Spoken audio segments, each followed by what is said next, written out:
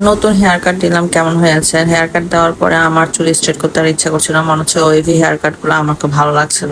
আমি জানি না আপনাদের কাছে কেমন লাগবে, সবার রুচি বা সবার পছন্দ একই রকম না, যাই হোক। আর চট্টগ্রামে বে টার্মিনাল রোডে নতুন নতুন ইয়া করা হয়, টুরিস্ট প্লেস করা হয়। টুরিস্ট প্লেস গুলা এতটাই সুন্দর করে, আসলে না যেয়ে পারা যায় না। তো আমরা প্রথমে ট্রেনিং সেন্টারে গিয়েছিলাম, সেখানে তো ঢোকা অসম্ভব ব্যাপার হয়েছিল।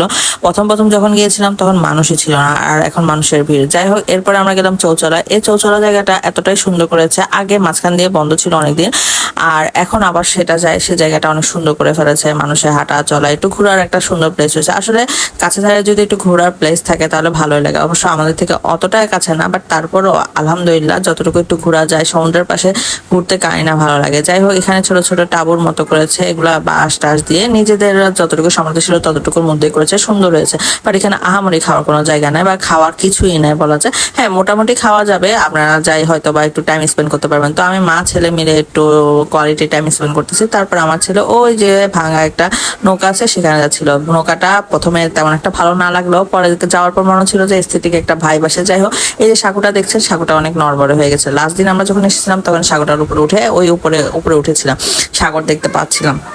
যে এবার সাঁকুটা এতই নড়বড় হয়ে গেছে, যাওয়াটা পসিবল হয় না, আমাদের মনে হচ্ছে ভেঙে যাবে। লাস্ট দিকে অবশ্য ভেঙেই গেছিল, কিছু মানুষ অনেক ভয় পেয়েছিল। এই টাবুটা দেখছেন না, এই টাবুটা অনেক অন্ধকার, দেখতে যতটা সুন্দর ভিতরে ততটা অন্ধকার। এই অ্যাস্থেটিক একটা নৌকার মধ্যে আমি অনেক ভিডিও করেছি, অনেক লাস্ট ভিডিও তো অবশ্যই আপনারা দেখতে পেয়েছেন। এখন এটার ভিতরে যখন আমি বসেছিলাম, আমার হাজব্যান্ডকে বললাম একটা ভিডিও করে দিতে, যাক এবার একটু সুন্দর ভিডিও করলো।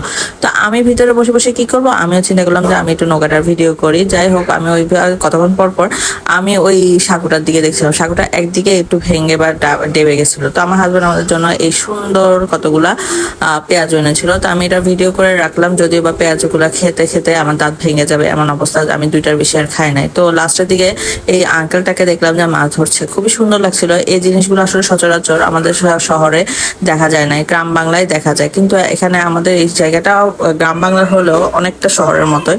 যাই হোক, উনি অনেকক্ষণ ধরে মাছ ধরা ট্রাই করছিল, পেয়েছিল কিনা জানি না।